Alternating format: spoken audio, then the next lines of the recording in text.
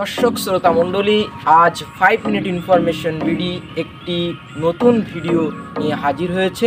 আপনারা আমাদের এই ভিডিওতে সাতক্ষীরা জেলার শ্যামনগর থানার যতীন্দ্রনগর গ্রামের সুন্দরবনে মানুষ কিভাবে, মৎস্যজীবীরা কিভাবে মাছ উৎপাদন করে, চিংড়ি মাছ, সেই সকল কিছু নমুনা চিত্র আপনাদের সামনে উপস্থাপন করে। আপনারা ভিডিওটি না টেনে সম্পূর্ণ দেখার অনুরোধ।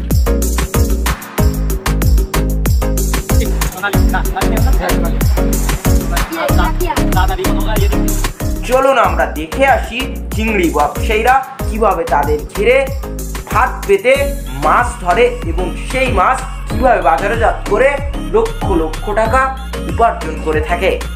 ভাই আসসালামু আলাইকুম। ওয়ালাইকুম আসসালাম। ভাই আপনার নাম কি? আমার নাম ইয়াসিন।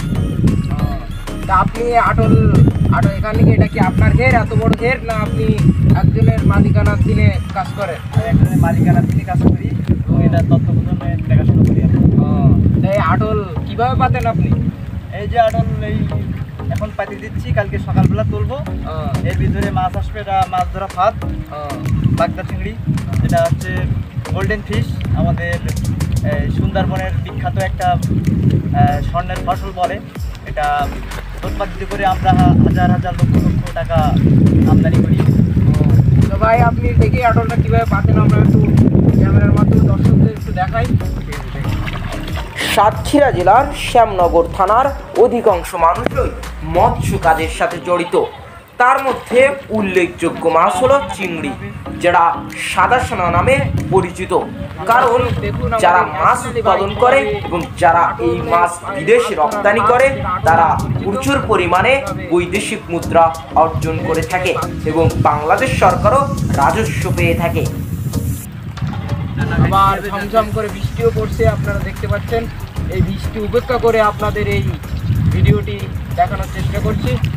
তো ভাই এটা তো অনেক বড় ঘের, কত বিঘা হতে পারে আনুমানিক? এটা এলাকার সব থেকে বড় ঘের, এটা আপনার আছে 50 বিঘার উপরে।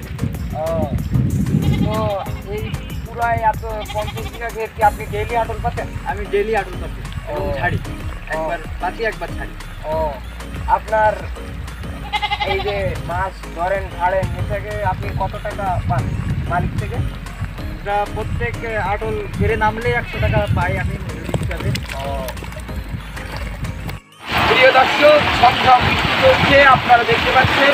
তারপরেও এই বৃষ্টিকে উপেক্ষা করে আপনাদের এই মৎস্যজীবীর কাছ থেকে বিভিন্ন তথ্য আপনাদের ইউটিউব চ্যানেলের মাধ্যমে দেখানোর চেষ্টা করছি।